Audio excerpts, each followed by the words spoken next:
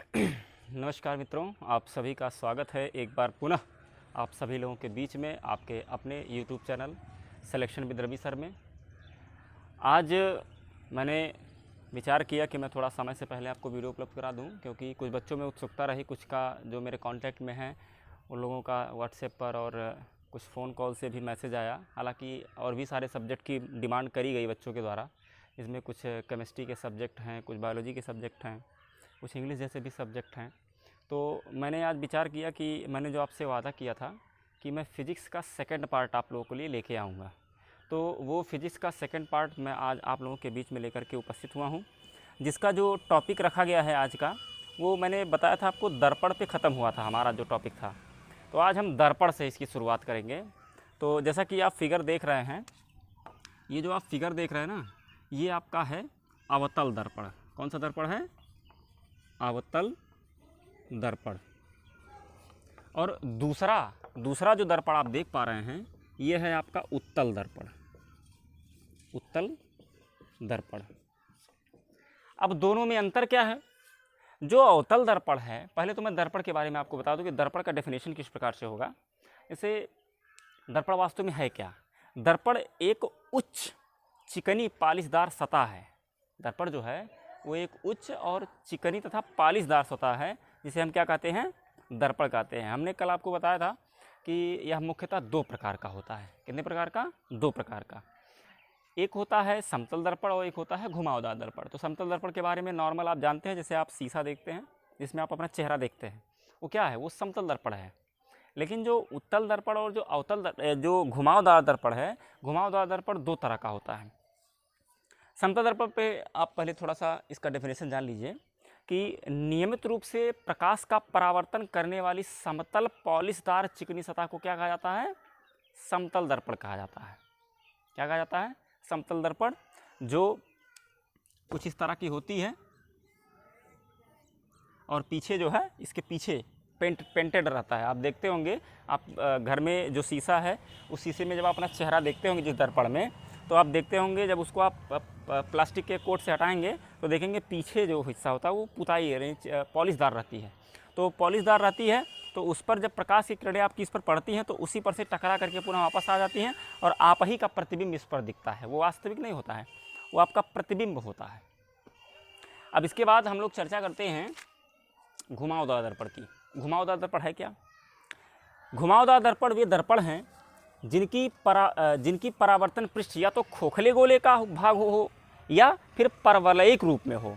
घुमावदार दर्पण अपनी वक्रता के आधार पर दो प्रकार का होता है। एक होता है अवतल दर्पण और एक होता है गोलीय दर्पण और दूसरा कौन सा होता है? परवलयाकार दर्पण। इसमें हम चर्चा करेंगे गोलीय दर्पण की, क्योंकि जो उत्तल दर्पण और अवतल दर्पण है, ये गोलीय दर्पण का ही एक भाग है। इसमें सबसे पहले जान लेते हैं कि गोलीय दर्पण है क्या। गोलीय दर्पण क्या है? वे दर्पण जो कांच के खोखले गोले के पृष्ठ का एक भाग होता है। वे दर्पण जो कांच के खोखले गोले के पृष्ठ का एक भाग होता है, गोलीय दर्पण कहलाता है। अब गोलीय दर्पण भी दो प्रकार का होता है अपने स्ट्रक्चर के बेसिस पर। एक है आपका अवतल दर्पण, जिसको हम अंग्रेजी में कनकेव मिरर कहते हैं। दूसरा होता है उत्तल दर्पण, जिसे हम अंग्रेजी में कन्वेक्स मिरर कहते हैं। तो इस तरह का ये आपका गोलीय दर्पण है। ठीक है, अब चर्चा करते हैं अवतल दर्पण के बारे में कि अवतल दर्पण है क्या। तो वह दर्पण जिसमें गोलीय पृष्ठ के उभरे हुए तल से, कौन से तल से? उभरे हुए तल से प्रकाश का क्या हो? परावर्तन हो, उसे हम क्या कहते हैं? अवतल दर्पण कहते हैं। यानी दबा हुआ तल से परावर्तन होगा। दबा हुआ तल माने ये वाला तल। ये जो है दर्पण का क्या होता है? द्वारक भी होता है। क्या होता है? द्वारक होता है। इसके बाद चर्चा करते हैं, जैसे इसका दिया गया है कि मान लीजिए प्रकाश की कोई भी किरण है, जब इस पर आती है, ये प्रकाश की किरणें हैं, तो जब इस पर ये आती है ना, तो ये टकरा करके पुनः वापस लौट जाती है विभिन्न मार्गों में, इस तरह का। ठीक है, अब चर्चा करते हैं कि उत्तल दर्पण क्या है।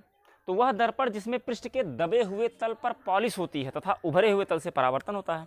जो दबा हुआ तल होता है अंदर की तरफ वो पॉलिश होती है, लेकिन जो उभरा हुआ तल होता है, यानी ये और ये, यहाँ से प्रकाश का परावर्तन होता है। तो इस प्रकार से प्रकाश की किरणें ऐसे आती हैं और वो इस माध्यम में पुनः लौट जाती हैं, मतलब बिखर जाती हैं। अब चर्चा करते हैं, गोलीय दर्पण से संबंधित कुछ परिभाषाएं दी गई हैं। जैसे दर्पण का द्वारक है, तो दर्पण का द्वारक क्या है? दर्पण का द्वारक ये है, ये वाला हिस्सा आपका क्या होता है? दर्पण का द्वार होता है, मतलब गेट होता है एक तरह से। गोलीय दर्पण का जो परावर्तक तल होता है उसके मध्य बिंदु को हम उसका जो गोलीय दर्पण की जो प्रभावी चौड़ाई होती है जिससे प्रकाश का परावर्तन होता है उसे हम दर्पण का द्वारक कहते हैं। जैसे मान लीजिए यही है आपका, इसको आप A1 मान लीजिए, इसको A2 मान लीजिए। द्वारक 1 है, ये द्वारक 2 है। जैसे आप दरवाज़ा देखते हैं घर में, तो घर में दरवाज़ा क्या होता है? एक तरफ का बहुत कम होता है, अधिकतर 2 ही का होता है। आप कुंडी लगाए और कुंडी लगा के जब खोलते हैं तो एक दरवाज़ा इधर, एक दरवाज़ा उधर, ऐसे ही इसमें भी द्वारक 2 हैं। इसके बाद दर्पण के ध्रुव की बात कर लेते हैं। गोलीय दर्पण के परावर्तक तल के मध्य बिंदु को दर्पण का ध्रुव कहते हैं। यानी दर्पण का जो ध्रुव वाला एरिया होगा वो ये होगा, दर्पण का जो ध्रुव होगा वो ये होगा, ठीक है। इसके बाद हम लोग चर्चा करते हैं वक्रता केंद्र के बारे में कि वक्रता केंद्र है क्या। गोलीय दर्पण कांच के जिस खोखले गोले का भाग होता है उस गोले के केंद्र को दर्पण का वक्रता केंद्र कहते हैं। इसे जो अक्षर C है उससे निरूपित करते हैं। यानी अगर ये एक अक्ष है तो यहाँ पे इसका वक्रता केंद्र होगा, वक्रता केंद्र होगा। क्लियर है? इसके बाद बात उठती है कि वक्रता त्रिज्या क्या है। गोलीय दर्पण जिस खोखले गोले का भाग होता है उसकी त्रिज्या को दर्पण की वक्रता त्रिज्या कहते हैं और इसे कैपिटल R से प्रदर्शित करते हैं।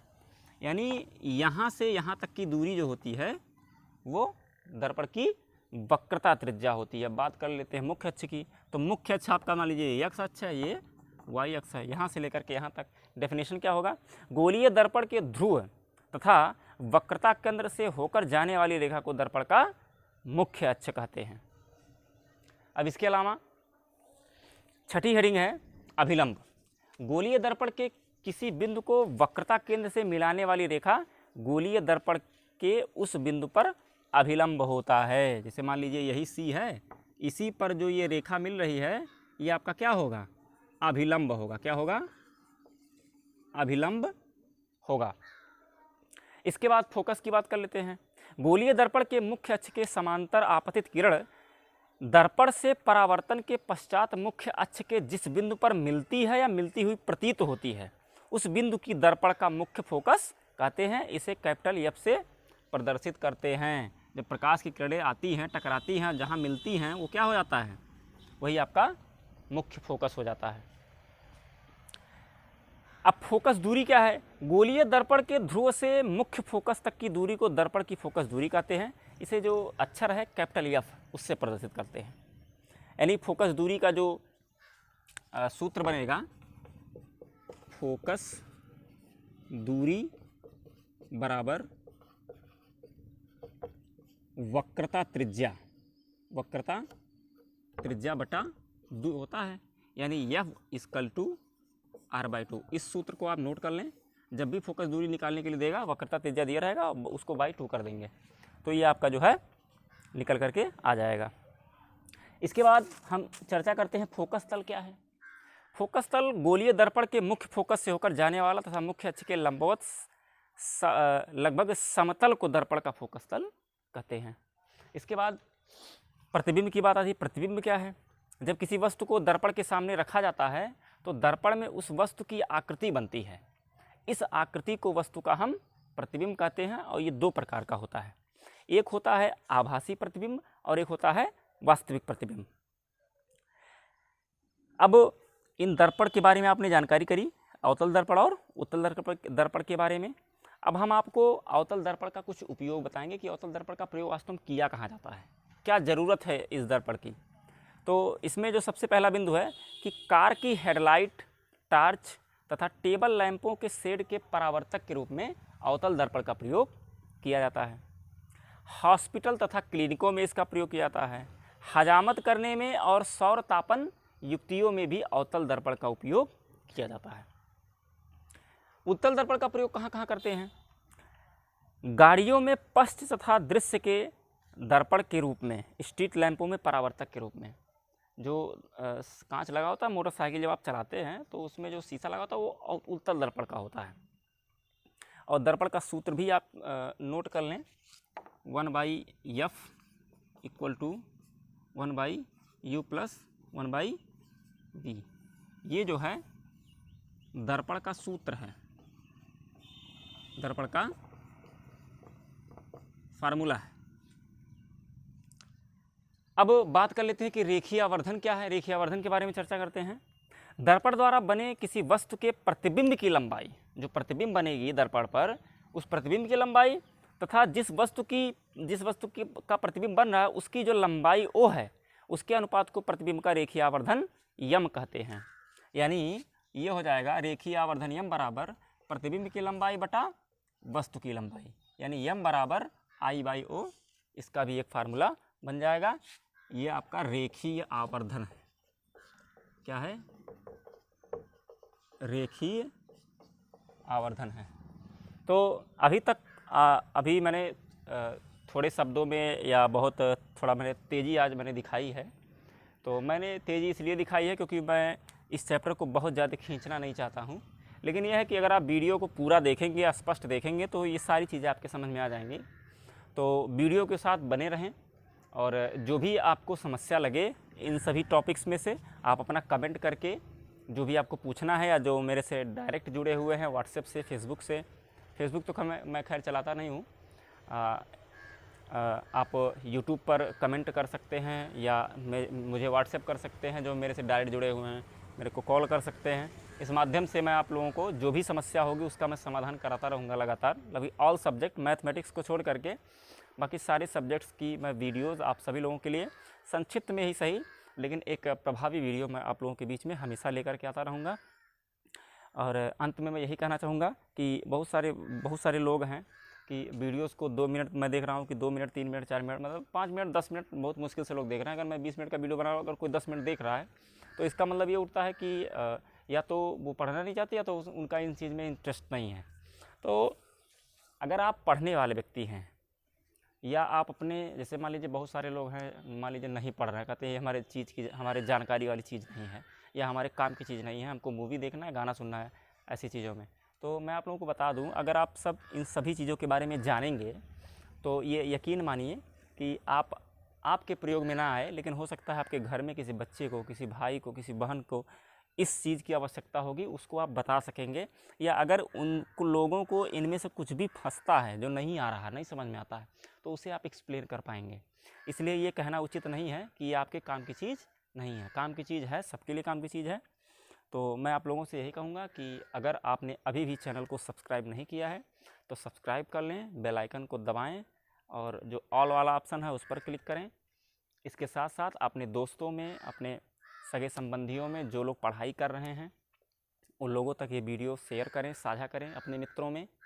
और अगर कुछ त्रुटियां आ रही हों वीडियोस बनाने में या पढ़ाई में कुछ कोई त्रुटियां आ रही हों या आपकी कोई व्यक्तिगत कोई डिमांड है तो उसे आप कमेंट के माध्यम से हमारे सामने रख सकते हैं, उसका पूरी तरह से समाधान किया जाएगा। इसके साथ साथ आप लोग वीडियो को लाइक भी करें और चैनल पर अपना जो योगदान है वो इसी प्रकार से बनाए रखें।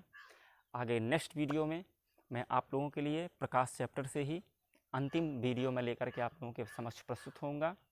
तो अभी के लिए धन्यवाद। जय हिंद।